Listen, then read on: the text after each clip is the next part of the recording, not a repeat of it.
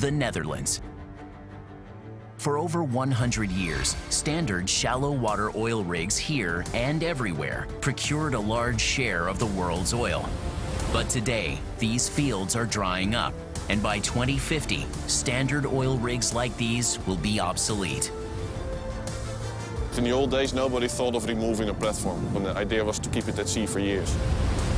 Nowadays, from an environmental point of view, platforms have to be decommissioned.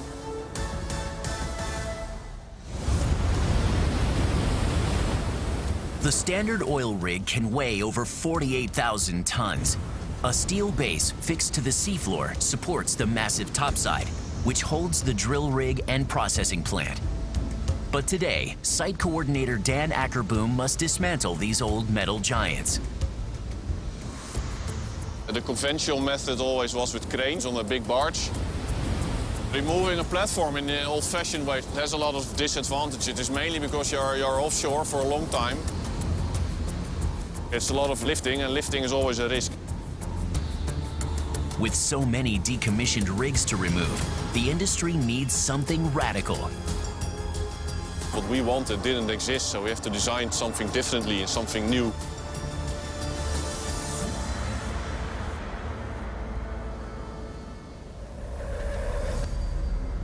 So in August 2016, engineers create the world's largest ship, Pioneering Spirit.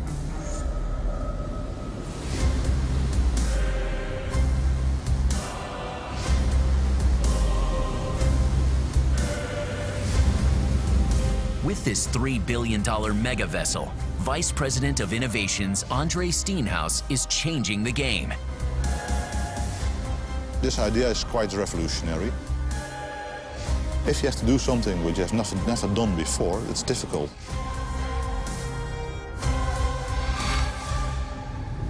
Weighing more than 1 million tons, this giant is the biggest vessel on the ocean. The Pioneering Spirit is 400 feet wide and, when fully deployed, extends over a staggering 1,500 feet. Boosted by 12 powerful 6,000 kilowatt azimuth thrusters, this colossus both removes and installs oil platforms, and even lays pipe in the deepest waters on the planet.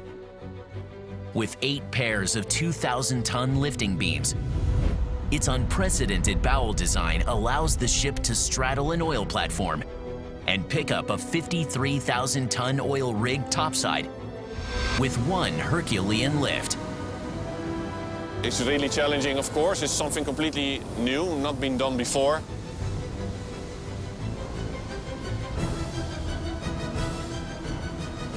But constructing a lifting system of this magnitude requires a giant ship. And this comes with unprecedented hurdles.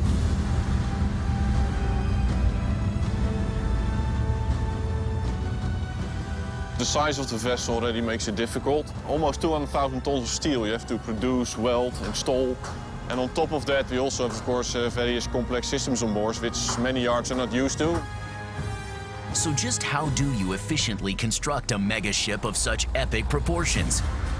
To build a ship this big, engineers must look to the maritime trailblazers of the past.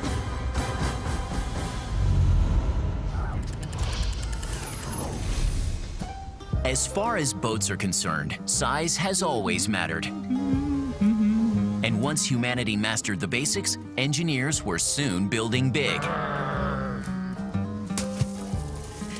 In ancient Egypt, King Ptolemy IV's warship, Tassara Contreras, was the world's largest human-powered vessel from antiquity. At a lengthy 425 feet, 4,000 slaves were supposed to power the boat by rowing. But in practice, the vessel wasn't very mobile. In 1625, King Gustavus Adolphus of Sweden commissioned his giant warship, the Vasa. Fantastisk! But with 2 gun decks of brass cannons, it was top-heavy, and a small gust of wind pushed her over on her maiden voyage.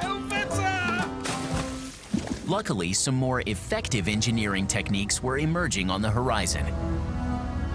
In Baltimore Harbor, naval historian Claude Berube is exploring a unique revolutionary cargo vessel from World War II, known as a Liberty ship.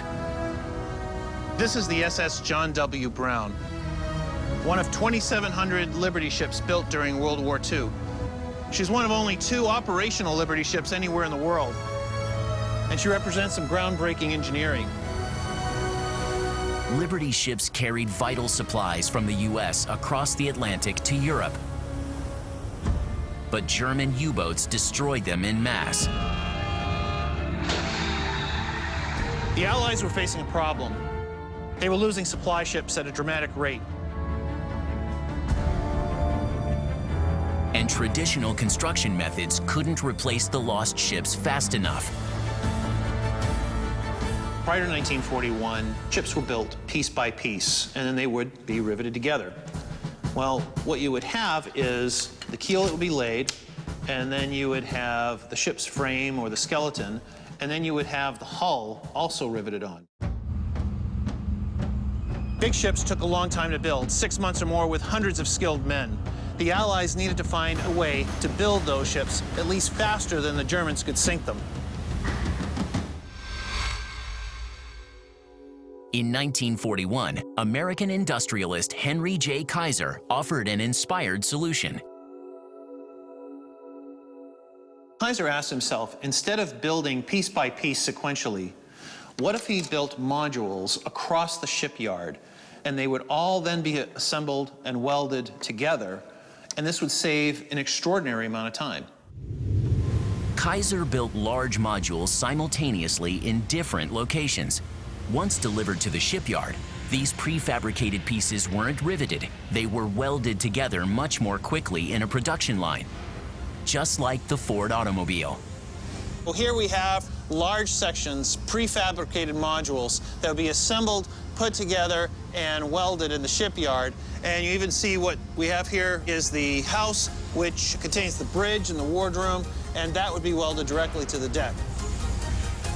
In 1941, Kaiser's revolutionary prefabricated ships could be produced in about 42 days, cutting production time down dramatically by 2/3. One ship was built in a record-setting 4 days. Kaiser's shipbuilding program proved successful beyond expectation. Many believe that without them, the war would have been lost, earning them the title Liberty Ship. Kaiser's shipbuilding program really changed shipbuilding forever.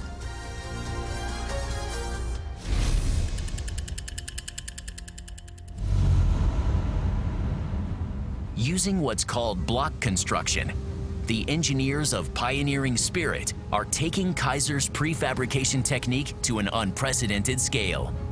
A normal ship consists of 60 to 70 big blocks, but this ship almost consists of 1,000 blocks, which were then pre-assembled to pre-erection blocks, and those pre-erection blocks were built or dropped in a dock, and there they were welded together.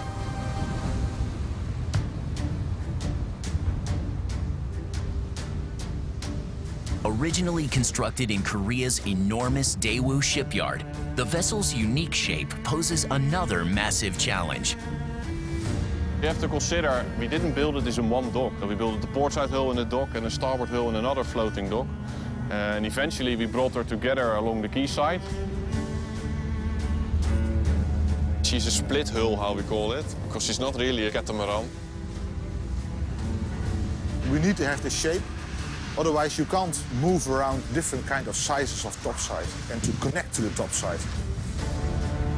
Even with prefabricated units, this ship is so huge it takes 4 years to build. The amount of man hours, the amount of welding work involved in that was 2 to 3 times as much as they expected. It is not really a vessel, it's a big working island. Pioneering Spirit's engineers have created an extraordinary vessel. But to physically lift a 53,000-ton oil rig from the sea, the engineers of Pioneering Spirit must draw on innovations of the past. Feels a bit like riding on a magic carpet. To make the impossible possible.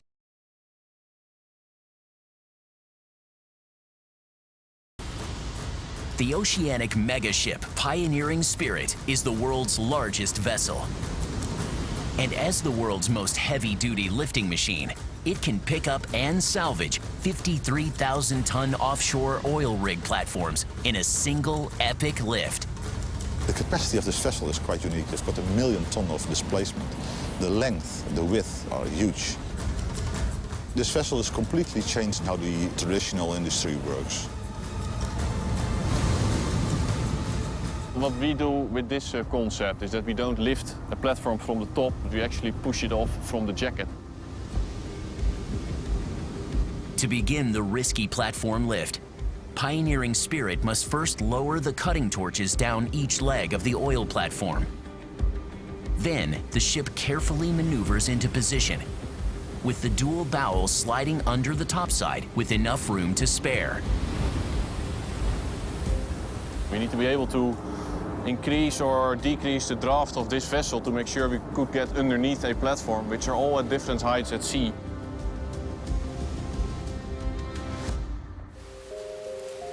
So how do you safely position a 1 million-ton ship under an oil platform in rocky waters?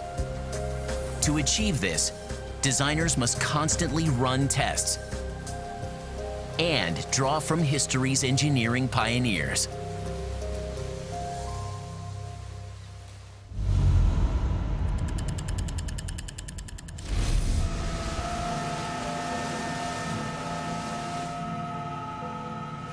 Science journalist Leila Nellypour is investigating a remote Panamanian archipelago to unravel an extraordinary engineering mystery. Cuando entras al agua, entra por el costado ese, mira. Las dos piernas para afuera, más fácil para bajar. A secret that is only revealed twice a day. So we're on a beach on San Telmo Island. And when the tide is high, there's nothing really to see. But once the tide goes low,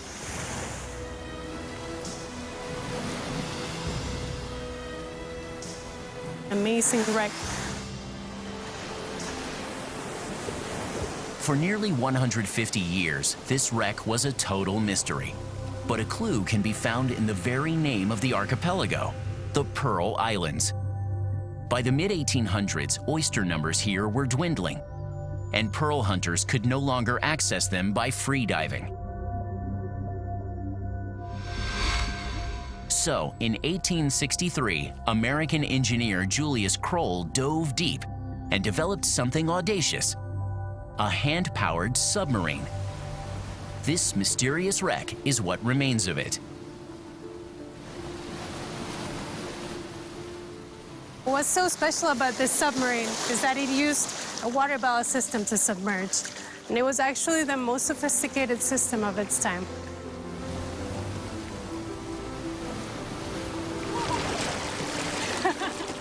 Pressurized with air pumped into it from a ship above, Julius Kroll pioneered a system of flooding and blowing water ballast tanks that allowed this underwater vessel to go even deeper. The way the people inside the submarine fetched the pearls is that since the submarine was completely pressurized, it was able to go to the bottom of the ocean, and then it had a hatch at the bottom of the structure that they could just open and the water wouldn't come in. So it could just reach out to the bottom of the sea and fetch all the oysters. So, how did the water ballast tanks inside Kroll's submarine work? So this is the principle of the submarine explorer.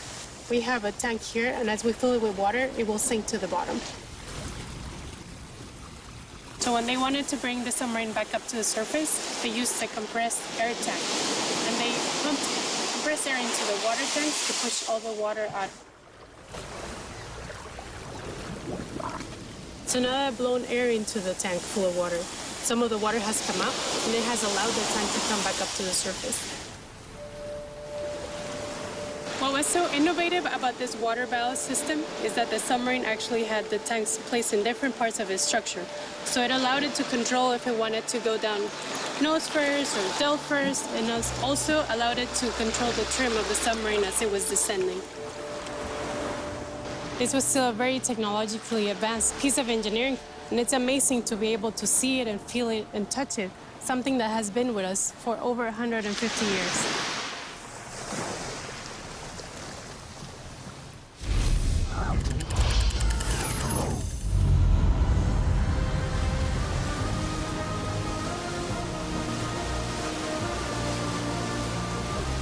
Inspired by Kroll's work, engineers of Pioneering Spirit are adapting this ballast system on a gargantuan scale. And Captain Fred Regtoop mans the controls. We got over 87 ballast tanks, of which are 4 quick drop tanks. The biggest single tank is already 15,700 cubic meters, which is normally a big vessel. In total, we can occupy about 750,000 cubic meters of ballast water. But now, to position the vessel under the rig, Pioneering Spirit must fill its numerous ballasts with water to submerge 55 more feet. What we don't want is once the yokes or the beams are close to the platform, that they will hit the platform. Once in place, Pioneering Spirit begins the lift process. First, the ship must connect a series of yokes to the platform. But this poses a dangerous problem. You have to be able to compensate for all the vessel motions when you're moving in the platform. If you don't have that, the collision impact will be enormous and the project will finish. So how can engineers accurately connect to the rig when water constantly moves the ship? The team looks to innovations of the past to make the impossible possible.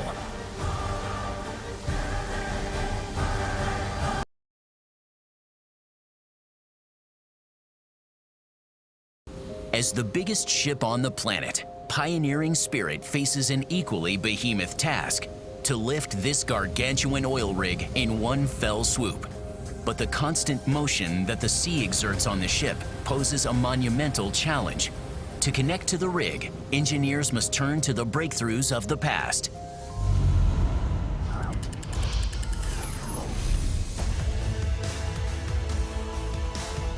This is the Lennes-Montlhéry racetrack near Paris.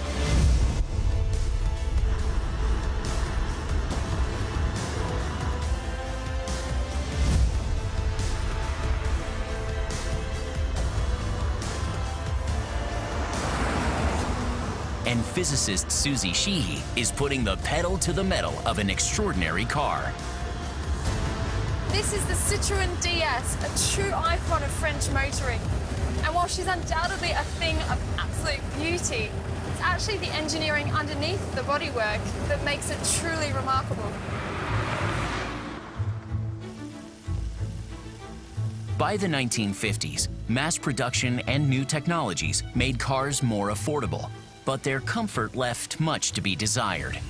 Here in France, a combination of poor quality roads and the early spring-based suspension systems meant that if you wanted to travel at speed, the ride was going to be pretty uncomfortable. So in 1955, Citroën engineer Paul Magès devised a solution that completely overrode suspension and handling. Now, conventional suspension systems are based on springs. So if I have a soft spring like this one, it's pretty good at absorbing fast bumps and jolts in the road. But when I'm going around corners, the softness means my handling is a little bit compromised. If I go, though, instead for a stiffer spring like this big one here, it's not very good at absorbing bumps in the road, but it's much better through corners with handling. So essentially there's a catch-22 here. If you want a really comfy ride, your handling is going to be affected. But if handling is your top priority, then it's not going to be a very comfortable experience. To provide both comfort and handling, Magès got rid of the springs altogether. In their place, he connected a rod from the wheel to a sphere divided by a rubber membrane. The top contains gas, which compresses and absorbs any shock, while hydraulic fluid in the bottom transfers that force. On bumpy rides, the rod pushes the fluid, transferring force to the membrane, compressing the gas above and absorbing the impact. Any excess force dissipates when the non-compressible hydraulic fluid pushes up through a valve. To find out how effective this novel suspension system might be, Dr. Sheehy puts the Citroën to the test. This is really quite amazing. I mean, driving down this really bumpy road in my car or a normal car, I'd be feeling lots of jolts and bumps, but in this car I can't feel them. Because we're riding on this kind of cushion of air, not only can it cope really well with bumps in the road, but it actually has another trick up its sleeve. It has an automatic self-leveling system, so that regardless of how much weight you put in the car or where it's placed, extra hydraulic fluid will be pumped around into the spheres, which will compensate for the weight and bring it back up to its optimal ride height. In fact, the system is so clever that it can even compensate for having a wheel missing. Absolute genius. Because of its revolutionary hydromantic suspension system, the Citroën DS is one of the most influential cars of all time.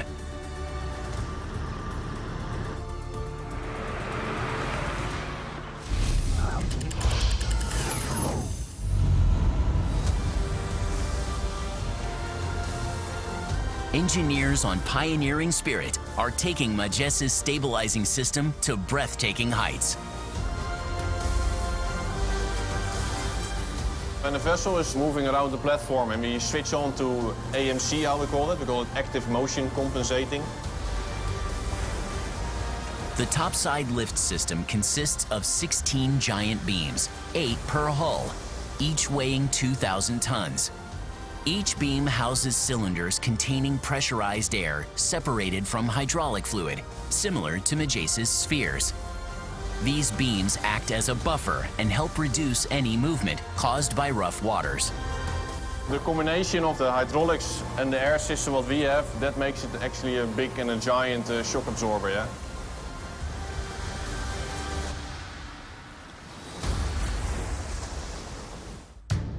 Alongside the ship's motion compensation technology, this cutting-edge hydro-pneumatic system cushions the impact of rough seas.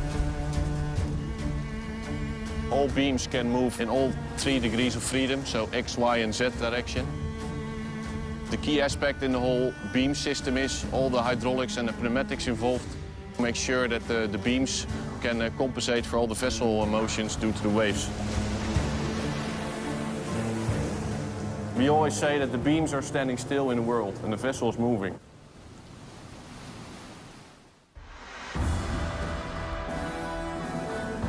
To begin the epic lift, the team positions the beams under the oil rig's topside and activates the motion compensation system. Cutting torches inside the jacket legs cut the oil rig free. Then, Pioneering Spirit engages its hydraulic system and picks up the rig's topside in one Herculean lift. We simply push one button, which eventually pushes more than 2 meter clearance between the topside and the legs. We can lift 48,000 tons on the bow, 25,000 tons on the stern, so which is quite unique. For the whole industry, it will be a big, big game changer.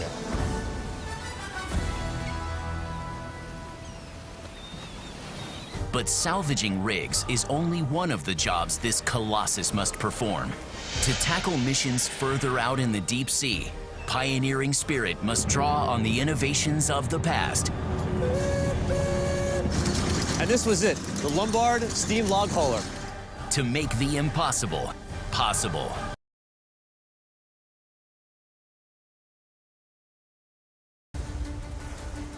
Pioneering Spirit is the biggest and most innovative ocean vessel on the planet. The length of 5 jumbo jets, this monster salvages 53,000-ton oil rig platforms in one gargantuan lift. But even this incredible accomplishment is not enough. To be worth the $3 billion price tag, Vice President of Innovation Andre Steenhuis must keep this colossal workhorse running at all times.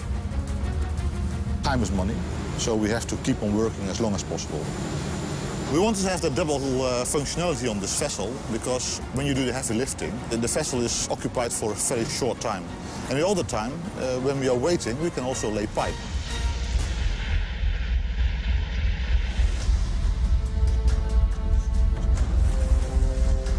But laying extreme lengths of large-scale oil and gas pipelines in the deepest waters on the planet is no small feat. Because each individual pipe can weigh up to 2,200 tons, the pipelines can buckle under their own weight. We have to find another way to explore the deeper findings of oil. And therefore you need to have a vessel which has lots of capacity and possibilities to install pipelines. To lay heavy pipe in deep water, it is difficult.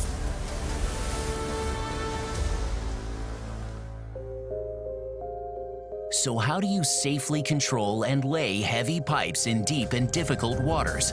Once again, engineers must turn to a groundbreaking innovation of the past.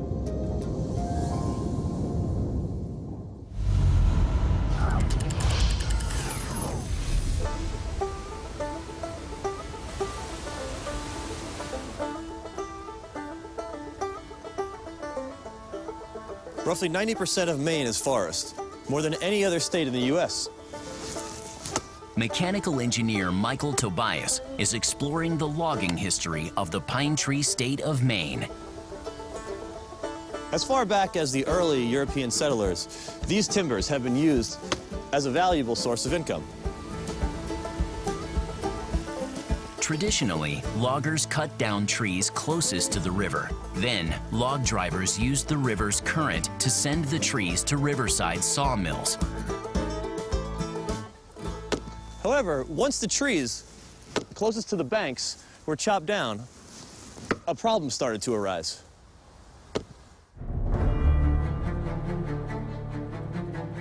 Pulling heavy timber through the forest on traditional carts proved impossible because the cart's wheels got bogged down in mud and snow. With thousands of acres of forest being rendered untouchable, a solution had to be found, and quickly.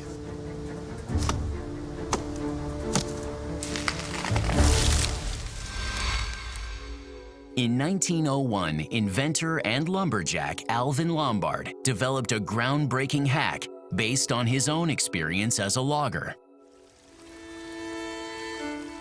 As I step onto the mud, I slip and I sink. A lot of weight is resting on a small amount of surface area. To overcome this, I need to spread my weight on a larger surface area, keeping myself afloat. And when I get the piece from behind me and lay it down in front of me, I'm able to continue moving forward with evenly distributed weight. Lombard mechanized this process step by step, and his invention changed the logging industry forever. And this was it, the Lombard steam log hauler.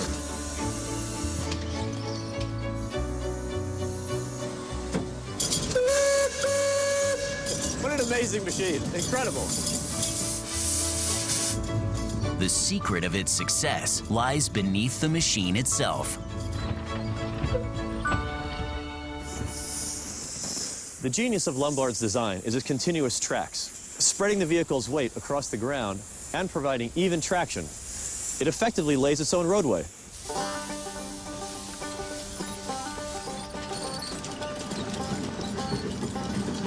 The Lombard would typically tow 8 sleds laden with lumber, weighing in at a massive 300 tons. Loggers used this visionary machine all year round, even in snow, and it became the first commercial continuously tracked vehicle. Lombard's design was a stroke of genius, and this machine would revolutionize the way engineers around the globe would design and build vehicles for agriculture, construction, and military use. What an incredibly engineered machine.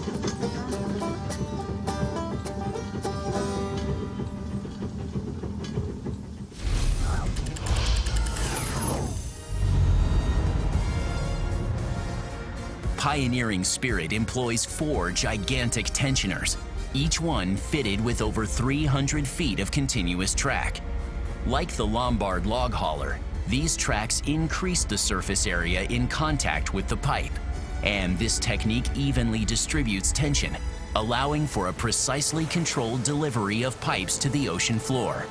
Here we are at the aft of the production line, and here you can see one of the 4 tensioners which we have from the pioneering spirit. One of the tensioners can have a capacity of 500 tons. The pipe is clamped in between tensioner shoes. Shoes can move a little bit, so they've got the optimum position. So they've got the optimum pressure on the pipe, so you don't damage the pipe. The tracks on the pipe hold the pipe continuously on the vessel. The tensioners play a crucial role in the onboard pipe assembly line, where the joints are welded together at different stations. The welding platforms that the guys are standing on are moving along with the pipe during the production of the pipe. Engineers on the ship can produce 1,300 feet of large gauge pipe every hour.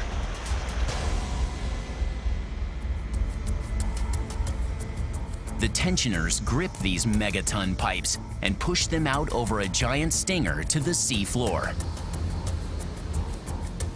Because we have these tensioners, we can lay deeper pipes.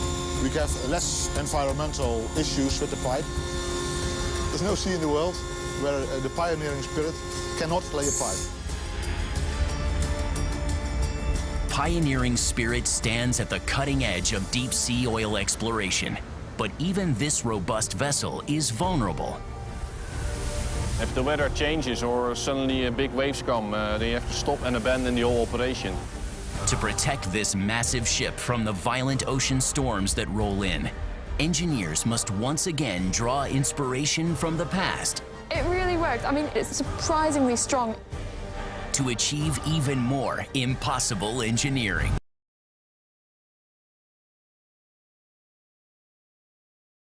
Pioneering Spirit is a $3 billion ocean colossus. This extraordinary vessel holds the world record for the displacement of over 1 million tons of seawater, also making it the heaviest floating object on Earth. But not even this marine behemoth can stop Mother Nature.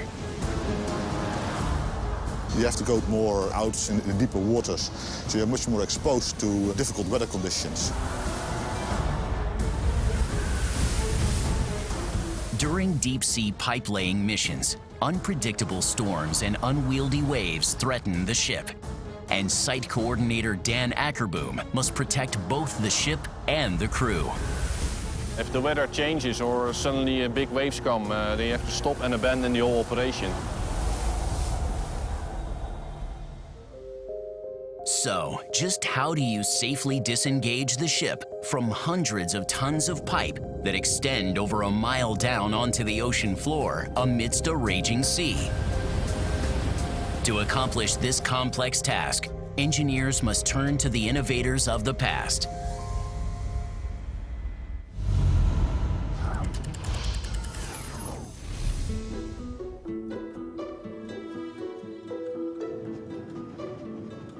Physicist Dr. Susie Sheehy is in Germany, exploring an earth-shattering invention that revolutionized another important industry, mining. This is the Upper Harz, one of the most historically important mining regions in Germany. Mining has taken place in these hills for centuries. But 19th century mining engineers faced an uphill battle in procuring valuable ore.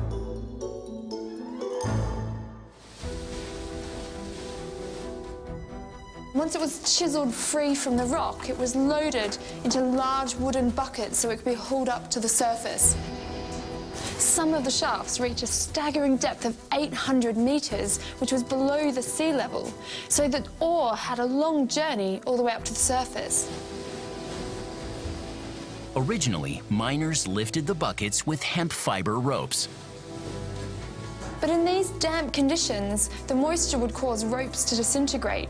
So instead they used chains. But chains weren't much better in terms of safety, because a single weak link could cause a catastrophic failure with no warning. In 1831, mining engineer Wilhelm Albert wound up developing something revolutionary. Albert determined that there were a few key factors as to why chains were breaking. He realized that if you load a chain again and again, eventually the metal will become fatigued, and that will reduce its tensile strength. And breaks in the chain are more likely to happen where there's joins and links, All it takes is a single point breakage for the whole system to fail. Oh, it's just completely failed. This is incredibly dangerous. I mean, you can imagine 1,000 pounds of silver ore crashing down on your head. After experimenting with chains for a while, Albert realised that he needed an entirely new solution. And what he came up with was simple but ingenious.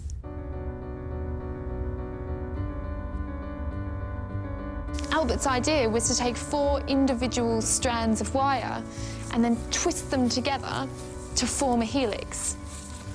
He'd then take 3 of those and twist those together to make it even stronger. So this made a kind of wire rope, and you can tell already it seems much stronger and it should be able to take a much heavier load. So let's try it out.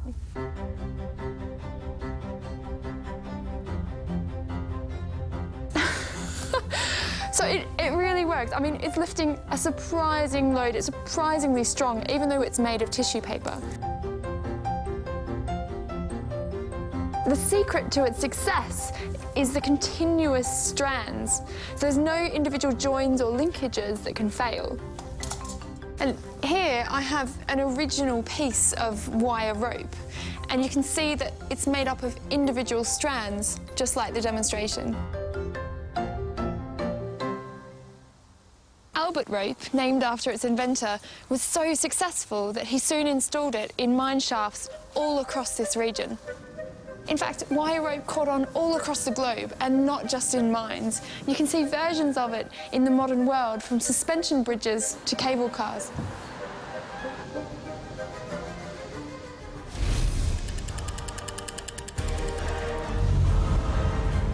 But just how can this game-changing invention save pioneering spirit from the torrential wrath of Mother Nature?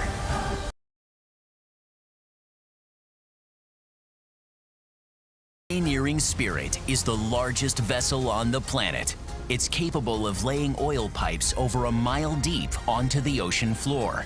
But to save lives during the most devastating deep-sea storms, engineers must use wire rope, originally developed in the 19th century, but on a colossal scale. Wire cables play a key role in the ship's deep-sea abandon and recovery system. When you are installing a pipeline and you're midway and the weather's picking up, bad weather or even a hurricane, you have to abandon the pipe. So in that situation, you weld on the end of the pipe, you weld a head. The cap welded onto the end pipe is watertight, and the heavyweight wire cables lower the end pipe to the ocean floor. There, an underwater robot cuts the cables, freeing the ship. This is the cable, 5-inch cable, it's quite big, and 4,850 meters of length, able to lay down the pipe with 500 tons each, so a total of 2,000 tons of lay-down capacity. This system looks very large, but it has to act very precise.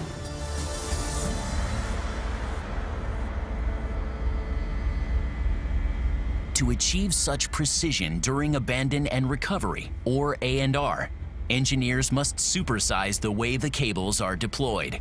Our A&R system has 4 of these winches. These are the biggest winches you can buy. For the biggest pipelines, you need all 4 of them. And to ensure accuracy when using all 4 giant winches, engineers have built in a fail-safe design. Here I've got a right-handed cable, so you can see the helix is going up to the right. And the other side of the vessel, we have got also 2 of these winches. They are left-handed, so the helix is going in the other way. The left and right helices prevent the cables from getting intertwined and tangled. We can play with the tensions and we can rotate the cable so we can connect the cable to the pipeline. This is unique to the world and to the pioneering spirit.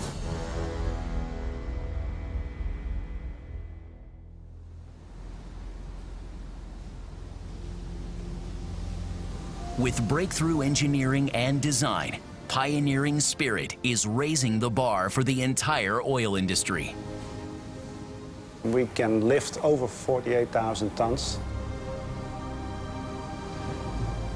We're twice as big as the second biggest pipe layer in the world, so we create our own jobs. If you're an engineer, this is a dream of everybody, to be involved in this project.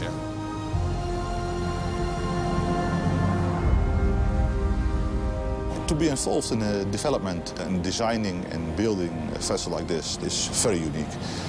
You never get a chance to make something which changes the industry.